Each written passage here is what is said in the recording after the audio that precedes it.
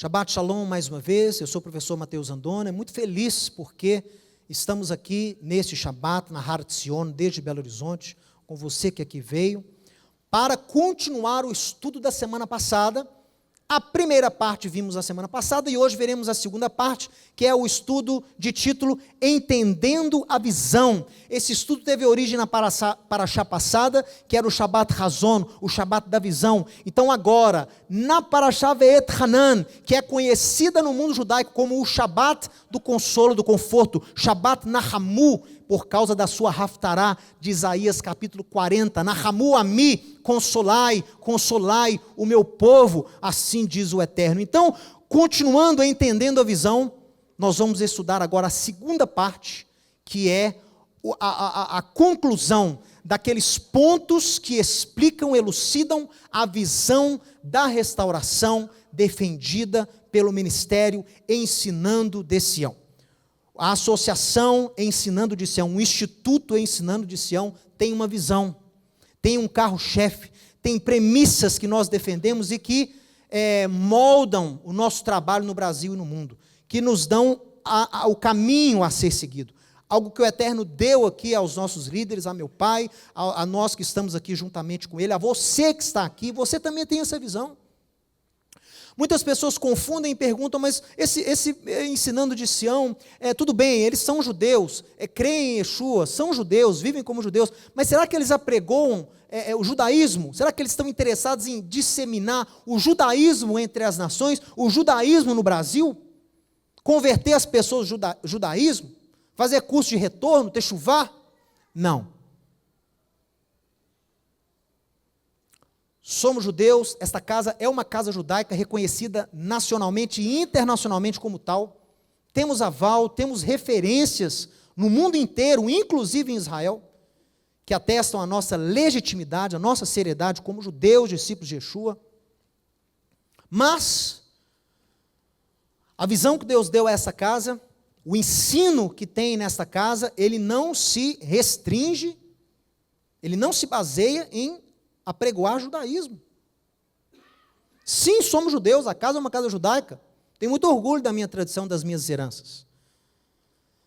Mas o trabalho que temos de restauração das raízes da fé, ele é muito além, ele vai muito além de judaísmo. Ele é muito mais que judaísmo. Ele é trazer as pessoas de volta a Deus. É trazer pessoas, corações, mentes de volta ao Eterno. Como? Entendendo de forma melhor e contextualizada a palavra do Eterno, os ensinos dos profetas de Israel, os ensinos de Yeshua e seus apóstolos, e seus shlichim, seus enviados. Contextualizando, trazendo de volta as raízes, entendendo de forma correta esses ensinos, você estará compreendendo quem é Deus e qual é o seu propósito para nós, os seus servos, nos dias de hoje. Entender a visão é primordial. Compreender a visão é fundamental. Vamos rever então os dois primeiros tópicos que vimos, para entrarmos nos dois últimos tópicos, que são as referências que temos da visão da restauração. Dê uma olhada aqui. O primeiro tópico que vimos na semana passada foi: temos que voltar a defender a fé de Israel, a fé de Yeshua e a fé dos apóstolos, a fé monoteísta no Deus de Abraão, Isaque e Jacó.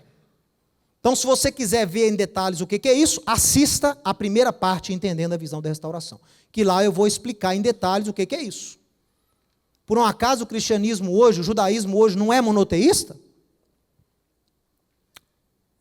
Há aspectos que não são monoteístas na fé cristã, da mesma forma que há aspectos que não são monoteístas em muitos círculos judaicos. Então tem que entender o que é monoteísmo, para você ver se você se encaixa ou não. Tá? E o tópico 2 que nós vimos é o quê? Temos que devolver à palavra do Eterno o seu status como autoridade sobre as nossas vidas. Não podemos fazer tradições maiores do que a palavra do Eterno interpretada no seu contexto original. Lembre que eu disse na semana passada, na primeira parte, sobre narrativa canônica. Nós temos que restaurar, é a narrativa canônica, é a forma como as pessoas acostumaram-se a entenderem a Bíblia. Se você começa a ler um texto, mas antes de começar a ler o texto, já te dão diretrizes de como interpretá-lo, a sua interpretação não é isenta de tendências. Então, o que eu tenho que restaurar? Essas diretrizes que deram a você de como ler a Bíblia, de como interpretá-la, têm e devem ser restauradas. Isso é restaurar a narrativa, a forma como as pessoas têm de enxergar a Bíblia, de ler a Bíblia. Falamos sobre isso na semana passada. Tópico número 3, para você que está acompanhando, está anotando, vamos agora ao tópico número 3, o que é a visão da restauração. Veja. Não há outro caminho para a salvação. Yeshua HaMashiach HaNotzri é o único caminho, o único mediador. Esse é o tópico número 3, o ponto número 3 da visão do ensinamento de Sião. Não há outro mediador.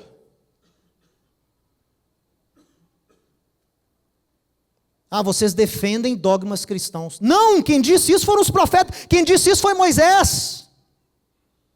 Ele anunciou que viria um profeta depois dele, maior do que ele, o qual deveríamos dar ouvido, não poderíamos entristecer o seu coração.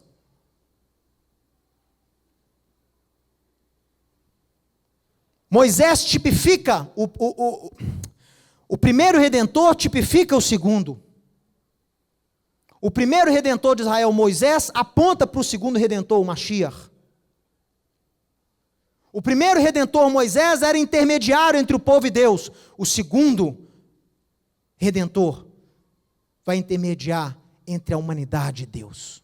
Vai ser o canal da ação de Deus para a humanidade. Isso é judaísmo, viu? Por sinal. E está certo. Paulo como um bom rabino, Rabino Shaul como um bom rabino, nunca deixou de ser rabino, nunca deixou de ser judeu, nunca deixou de ser fariseu. Ele diz em mais de um local, em mais de um evento no Novo Testamento, eu sou fariseu. No mínimo 14 anos depois do seu encontro com Yeshua, ele se defende perante comunidades judaicas e de não judeus. Eu sou fariseu, filho de fariseus. No tocante à lei, irrepreensível. Paulo nunca deixou de ser fariseu. E como fariseu, ele atesta lá em 1 Timóteo, no capítulo 2, há um só Deus, e um só mediador entre Deus e os homens, a saber, Yeshua, o Messias, homem.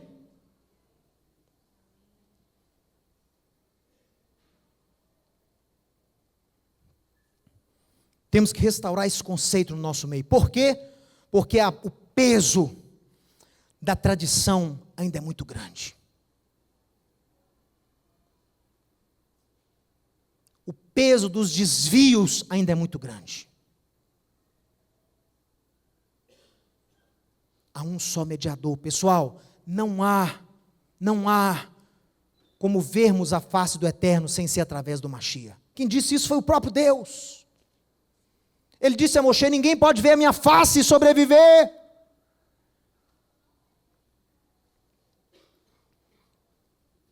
Mas como então que no final de Shemot, capítulo 33, Êxodo 33, diz que ele conversava com Deus face a face, como quem conversa com um amigo? Então no final do capítulo 33 de Êxodo, a Torá exalta Moisés, dizendo que ele conversava com Deus face a face, como quem conversa com um amigo na tenda do encontro. E aí no 34, que ele pede para ver a face de Deus, Deus fala, não, ninguém pode ver minha face e sobreviver. Então com quem que Moshe conversava face a face lá na tenda? Vamos, pessoal, restaurar o ensino bíblico, vamos passar a entender a Bíblia, vamos passar a valorizar, sabe, nesse aspecto eu sou como o apóstolo Paulo, eu puxo a sardinha mesmo para o judaísmo, para os judeus. O judaísmo como religião nem tanto, mas para Israel. Porque detém riqueza de cultura, riqueza com os textos. Esses textos estão conosco há milhares de anos.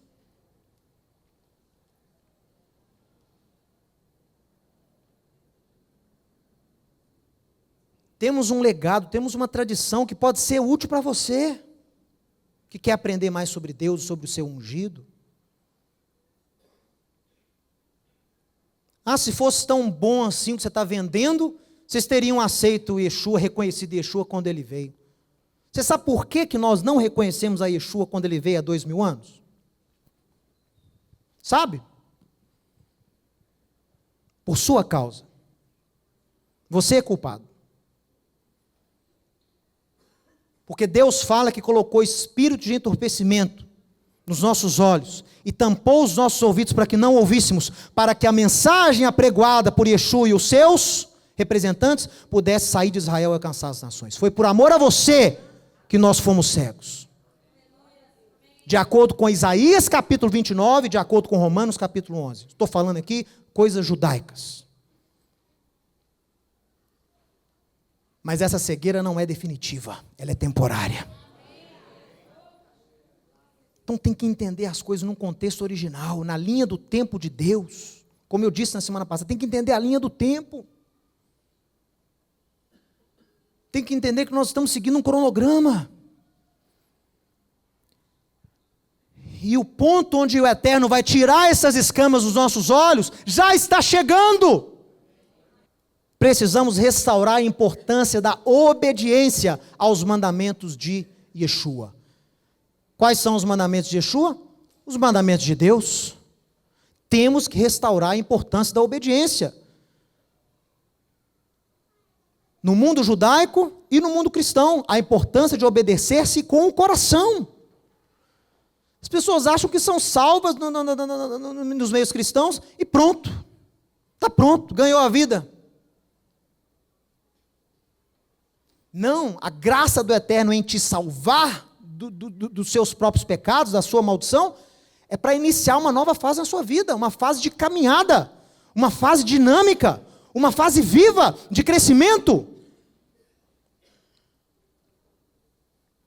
Uma fase, olha, só ama a Deus quem obedece a Deus. Quem disse isso foi o próprio Yeshua.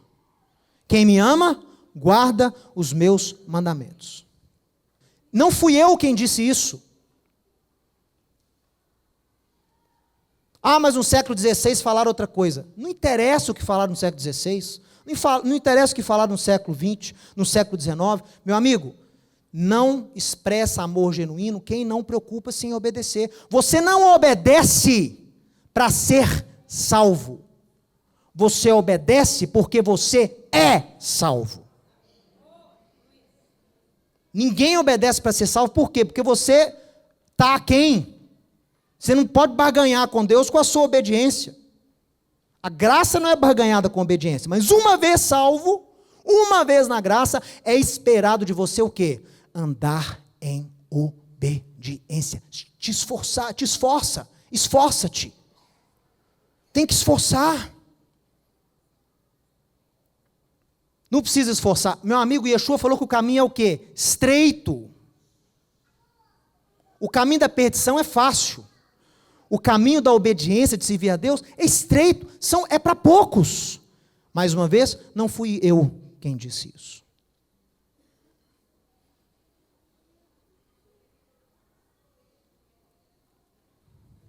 E eu coloquei aqui algumas referências. Importância da obediência. Quem me ama, guarda os meus mandamentos. Obediência, tem que procurar em obedecer. Não para ser salvo, mas porque você é salvo. De alguma forma as pessoas menosprezaram a importância que Deus dá àquele que se esforça em obedecê-lo. Eu listei vários textos ali. São só alguns, viu? Entre eles, tem um que chama muito minha atenção.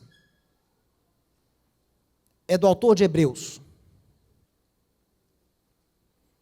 Quando ele está explicando sobre Yeshua para os judeus que creram nele, lá no primeiro século, ele começa comparando Yeshua com o sumo sacerdote. Mas não é um sumo sacerdote da casa de Aaron. Por quê? Yeshua não é Cohen.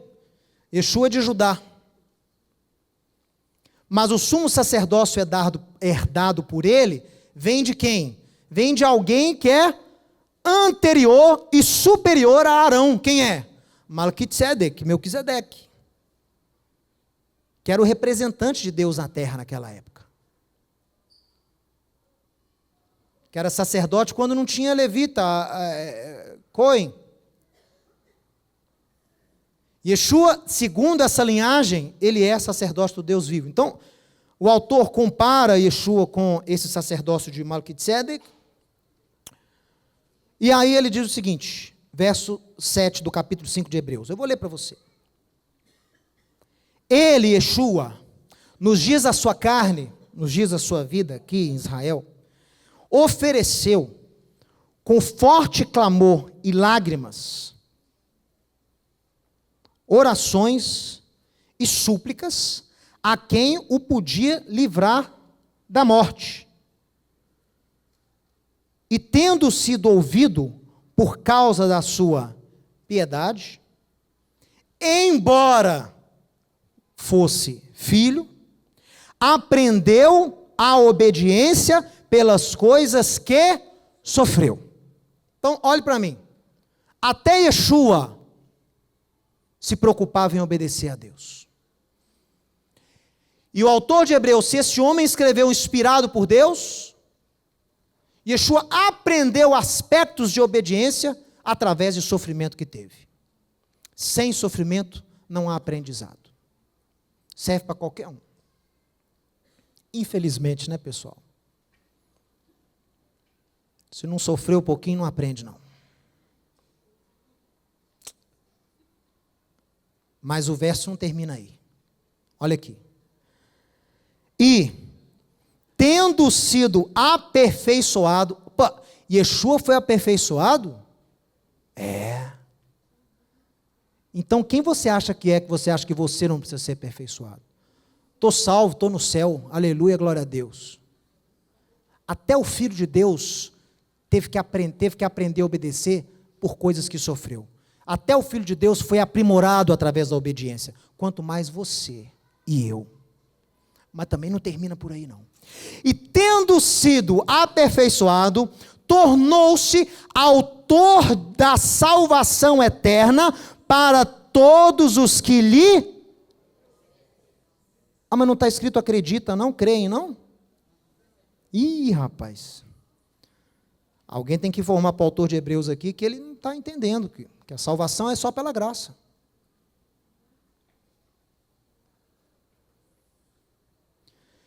Yeshua se tornou autor de salvação eterna para todos os que lhe obedecem. Me desculpem, não fui eu que escrevi. Não há sofisticação alguma textual aqui. Muito simples. Se ele foi aperfeiçoado pelas coisas que sofreu, se ele aprendeu a obedecer e foi fiel até o fim, assim se tornou fonte de salvação eterna para todos os que também lhe obedecem. Assim como ele obedeceu, você obedeça a ele. Difícil, não é, pessoal? Por quê? Porque a forma como você aprendeu conflita com o que eu acabei de falar. O que eu não, o que é o autor de Hebreus. Mas por que nunca ninguém me ensinou isso? Porque esse ensino aqui não bate com a narrativa canônica do cristianismo. Então dá conflito. Aí o que se faz quando trechos divergem? Você não pode tirar da Bíblia porque não tem como, né? Já está aqui canonizado. Então você o quê? Você, ó.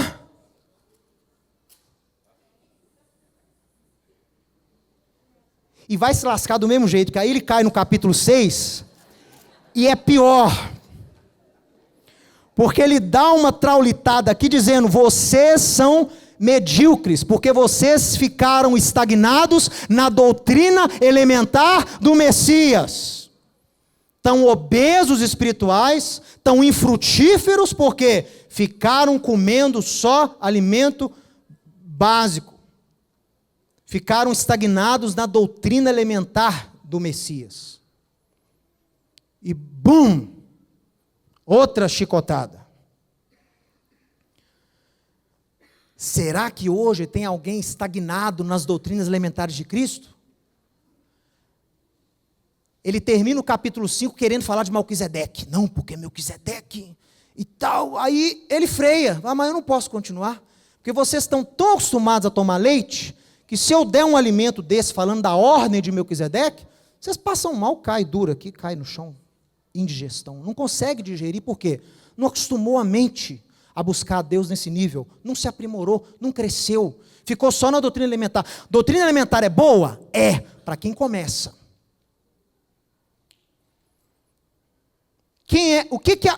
O que alguém que começa na fé recebe? Doutrina elementar de Yeshua. Qual é a doutrina elementar? Arrependimento de obras mortas, fé em Deus, batismo, imposição de mãos, ressurreição dos mortos, juízo final. Arrepender, né, dos pecados, ter fé em Deus, ser batizado, né, mudar de vida e passar pelas águas, aprender o quesito de imposição de mãos, ressurreição dos mortos, ou seja, aprender o que vai acontecer, né, o que a gente aguarda, e o juízo eterno de Deus. Você acha que o povo de Deus está estagnado assim nas doutrinas elementares, ou o povo está se embrenhando por coisas mais sólidas?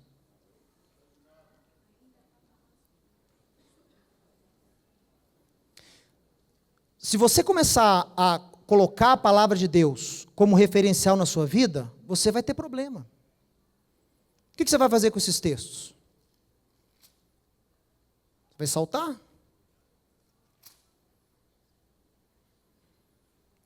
Aí vai estudar Romanos. Eu cheguei a ouvir uma pessoa me dizendo isso. Não, Romanos é assim, você vai até o capítulo 8, você salta o 9, o 10 e o 11, você volta para o 12. Por que eu vou soltar o 9, o 10 e o 11? É judaico demais. Como assim judaico demais? É o cerne, é o principal do livro.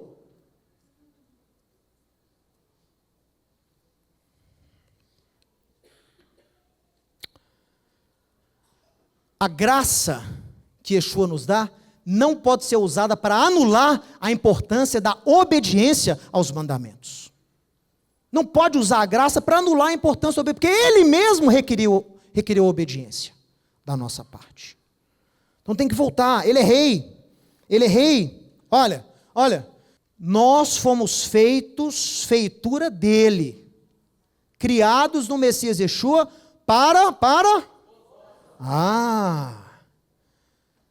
as quais Deus de antemão preparou para quê? Para quê? Estudássemos sobre elas. Não andássemos nelas. Fé se pratica. Fé sem obra é morta. Complicado, pessoal. A graça de Deus em Yeshua é um antibiótico para te livrar do pecado. É igual uma doença. O pecado não é uma doença que você herda? É. Qual é o antibiótico para o pecado? A graça do Eterno. Você, quando está com alguma infecção, toma antibiótico? Sim. Uma pessoa pecadora precisa da graça de Deus? Sim. Agora, você que está são, toma antibiótico? Só se você for hipocondríaco doente, aí é doido, aí é problema mental. Você fica tomando antibiótico estando são? Não, ninguém toma antibiótico são. É um exemplo extremo, mas que mostra para você o quê? Que as pessoas, elas desprezam a graça de Deus. E não se preocupam em obedecer. Fica com esse negócio na cabeça. Nada do que eu fizer para Deus é importante para Ele. A minha obediência não vale de nada para Deus. Então, Yeshua mentiu. Você está pedindo o povo para obedecer, ele mentiu. Se o autor de Hebreus fala que ele gera salvação para quem obedece a ele, então o autor de Hebreus também mentiu. Como assim nada que você faz importa para Deus? Como assim nada que eu possa fazer pode agradar? Que isso? Que doutrina esquisita, estranha a Bíblia é essa? Claro que o que você faz é importante para Deus. Claro que Ele se agrada do seu esforço em obedecê-lo. Claro que você não é perfeito e peca. Mas o que importa é o quê? É a intenção do coração. Eu posso até pecar, mas eu vou viver para que eu não peque nunca mais. Meu esforço vai ser nunca mais pecar. Mas se eu pecar, eu sei que eu tenho ali a graça de Yeshua comigo. Mas eu não vou viver sabendo que tem uma graça lá prontinha para eu usar. Aí é mediocridade. Tem diferença. Tem diferença de estilo de vida. Posso dar um exemplo aqui? É o estilo de vida que faz a diferença. Porque o sujeito fica com esse negócio, o pecado, a graça, o pecado é a graça, eu sou pecador, não sou pecador. Todos nós somos. Mas é um estilo de vida. Eu não sou um pecador, meu estilo de vida não é pecar. Que isso? Eu posso até pecar, mas eu me esforço para não pecar. Mas peco, eventualmente você acaba, todos nós. Tem um exemplo que é muito claro, da intenção do coração. Você vai num clube, e tem um aviso lá na piscina, não urine na piscina. Tá bom? Não pode urinar. Tem até aquele mito, né? Que se fizer xixi fica azul. É tudo mentira. É para o cara não é? Eu acho, eu nunca vi pelo menos, mas diz que tem mesmo. Mas eu nunca vi. Mas eu via lá, proibido urinar. Urinar na piscina é errado? É, lógico que é errado.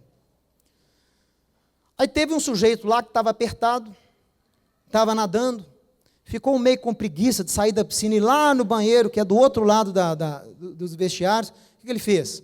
Ele olhou para o lado, olhou para um outro, viu que não tinha ninguém na piscina e rapidinho ele já, nada o peito, né, ali dissipando e seguiu o rumo dele. O outro saiu lá de onde ele estava, saiu do vestiário, de short, sunga, subiu no trampolim, fez questão de pegar a piscina na hora mais cheia do dia, e do trampolim ele pulou não, ele urinou.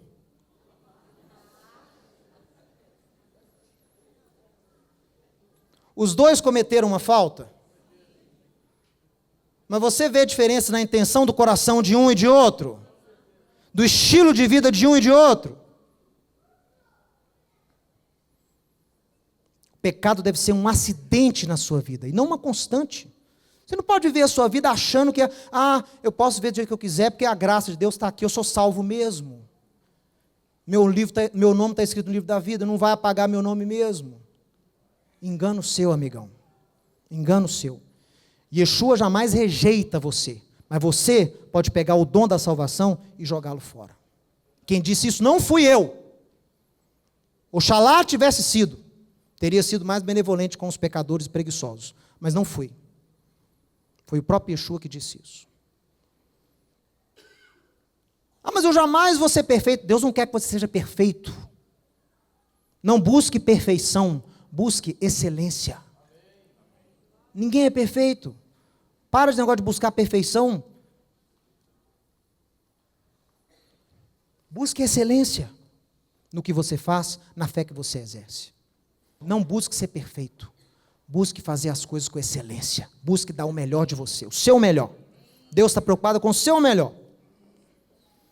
E, ponto 4 da restauração. Deus não rejeitou Israel.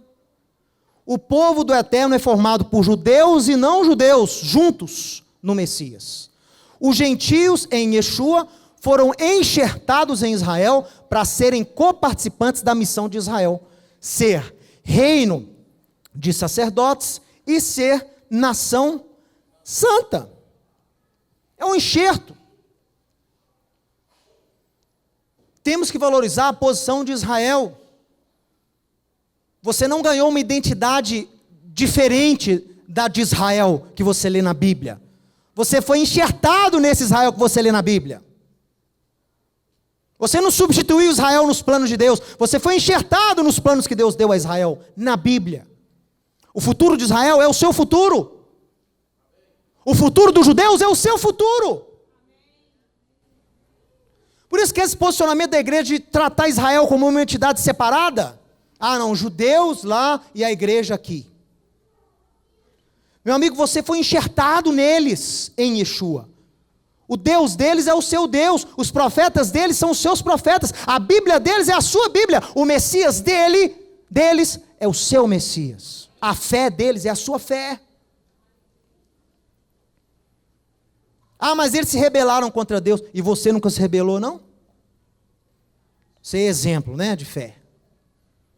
Porque eles murmuraram lá no deserto. E você não murmura não, meu amiguinho? Você quer saber de uma coisa? Se fosse você lá no deserto, sem água, dependendo de uma semente que caía lá de manhã todo dia, moendo aquele negócio todo dia, fazendo bolo e pão, menino chorando, mulher reclamando, inimigo guerreando, meu amigo, você ia estar reclamando, é muito mais do que os judeus reclamaram. Me desculpe.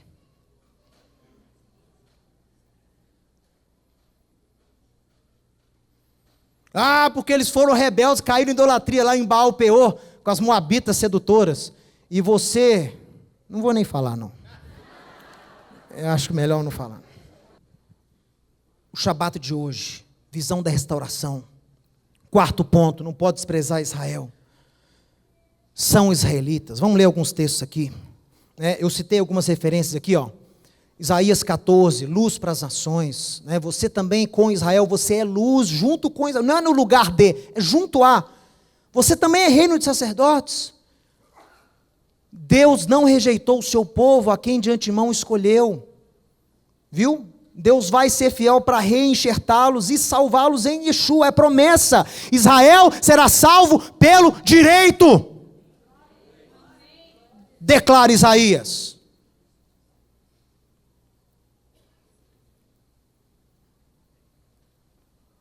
Paulo escreve. Tem gente que a gente começa a falar, eles falam assim, vocês não têm vantagem alguma. Que vantagem tem dos judeus? Para estes, Paulo há 2000 anos já escreveu. Por que o povo não lê a Bíblia? Que vantagem que tem negócio de judeu messiânico, Torá? Que é isso? Que igreja se beneficia disso tudo? É judaísmo, está judaizando a igreja. Para você, Paulo escreveu. Qual é, pois, a vantagem do judeu? Ou qual é a utilidade da circuncisão?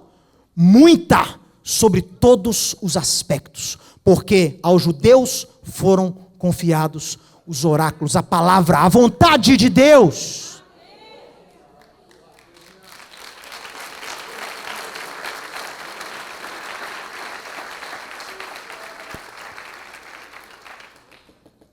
O Shabat de hoje chama Shabat Nahamu, porque você estuda a negação do pedido de Moisés. E aí você, em contrapartida, você estuda Isaías 40, que é o quê? É Deus falando para Isaías. Olha aqui, pessoal. Shabat Nahamu. Olha o mandamento para você. Para você, igreja.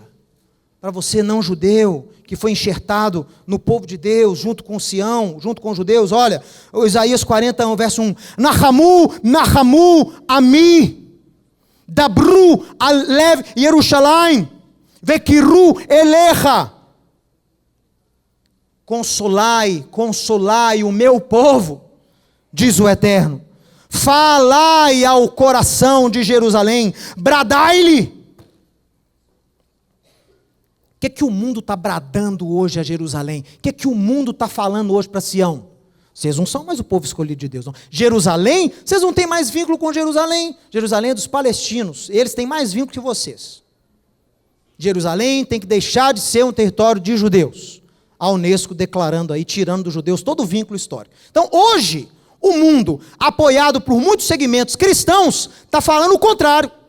Olha o que Deus mandou você bradar, não é falar não, é bradar ao coração de Jerusalém. Olha aqui, falai ao coração de Jerusalém, bradai-lhe, que já é findo o tempo da sua milícia, que a sua iniquidade está perdoada e que já recebeu em dobro das mãos do Eterno por todos os seus pecados. Ó vós que clama no deserto, prepara o caminho do Senhor, endireitai no ermo vereda ao nosso Deus. Todo vale será aterrado, nivelado, todos os montes e outeiros, o que é tortuoso será retificado, os lugares escabrosos aplainados. A glória do Eterno se manifestará e toda a carne verá, porque a boca do Senhor disse. Uma voz diz, clama, e alguém pergunta, o que hei de clamar? Toda a carne é erva, toda a sua glória como flor da erva. Seca-se a erva, caem-se as flores, soprando nelas o hálito do Senhor. Na verdade, o povo é erva. Seca-se a erva e cai-lhe a sua flor, mas a palavra do nosso Deus permanece para sempre. Tu, ó Sião, Tu, ó Sião, que anuncia o evangelho. Tu, ó Sião, sobe a um alto monte. Tu, que anuncia boas novas a Jerusalém, ergue a voz e fortemente levanta, não temas, e dize às cidades de Judá: eis aí o vosso Deus.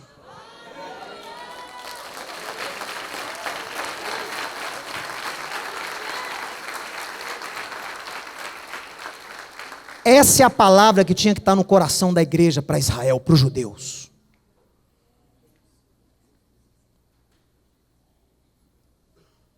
Tinha que ser isso. A igreja tinha que estar cantando: Sião, Jerusalém, eis aqui o que perdoa os teus pecados. Já estão pelo seu tempo de milícia, já acabou. Toma posse, Israel, toma posse, Sião, das tuas promessas. Proclame: eis aí o vosso Deus, Sião. Estamos trazendo o vosso Deus de volta para vocês. Esse é o clamor que a igreja tinha que estar dando aos judeus, a Israel. Mas o que eles ficam declarando? O que se declara hoje a Israel? Tá, o mundo declara, o mundo odeia Israel, o judeu mesmo, Unesco e por aí vai. Mas e a igreja? O que a igreja proclama a Israel?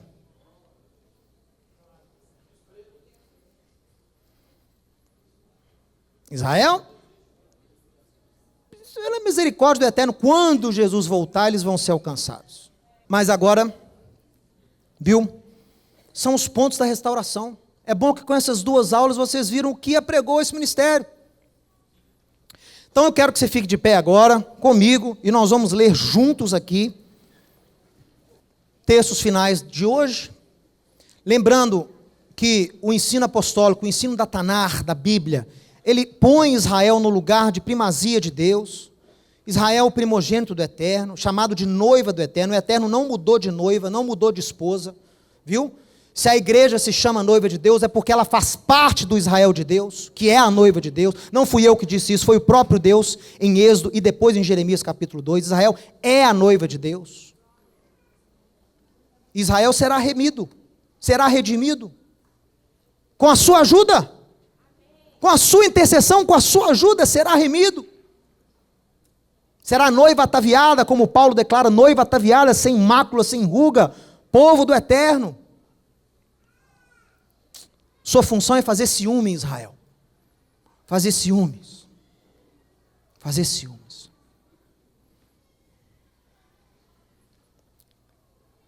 E sem esse reconhecimento de Israel, Yeshua não volta, o Mashiach não regressa. Sem Israel o quê? Lhe dá as boas-vindas. Ah, Mateus, ninguém sabe a hora e o dia. É verdade, ninguém sabe a hora e o dia não, mas a época eu sei. Ele me ensinou a ficar atento na época. Olha aí a folha da figueira. Pela folha você sabe quando está próximo o Kites. Kites em hebraico é o quê? Ketz, fim. Verão em hebraico é fim, é a mesma palavra. Então, olhando a folha, eu sei a época do fim. E eu digo a você, a época é agora. Por quê? Porque já somos 1 milhão de judeus dando as boas-vindas para ele. E ele disse, lá em Mateus 23, Jerusalém, Jerusalém, você não vai me ver mais, até que você diga o quê? Bendito que vem em nome de Adonai. E Yeshua não volta, ele não volta para Sião? Se você está achando que ele volta para Zurique, esquece, meu amigo. Ele não tem nada a ver com aquele negócio lá. Nada. Zurique e Roma, ele passa longe. Ele volta para Sião, seus pés plantam-se no monte Harazait, no monte das oliveiras, e ele diz o quê? Para eu voltar, eu tenho que ser recebido como? Com boas-vindas. Então, se o judeu não lhe dá as boas-vindas, ele não retorna. É simples. Por isso que Israel é importante. Em toda a fé cristã, Israel é importante. Não fui eu que disse isso, foi Paulo. Em todos os aspectos. Porque a eles foram confiados os oráculos de Deus. Leia comigo, meu amigo, minha amiga. Digo a verdade no Mashiach, não minto, testemunhando comigo no Espírito Santo, a minha própria consciência. Tenho grande tristeza incessante dor no coração, porque eu mesmo desejaria ser anátema, separado do Messias, por amor dos meus irmãos, meus compatriotas, segundo a carne. Está falando dos judeus, de Israel, judeu. Por quê? Leia. Porque são israelitas. Para. São israelitas. Não era, são. E o verbo pertencer está no presente. Pertence-lhes. Hoje essas coisas que leremos juntos pertencem a Israel, porque foi dado a eles como herança e legado irrevogável. O que pertence a Israel hoje. E se você tem acesso a alguma das coisas que eu vou ler aqui agora, é porque você foi enxertado, aproximado a esse Israel através de Yeshua. São israelitas, pertence-lhes, leia, a adoção e também a glória, as alianças, a lei, o culto, as promessas, e deles são os patriarcas, e também deles descende o Machia, segundo a carne, o qual é sobre todos, Deus bendito para todo o sempre. Amém, amém e amém.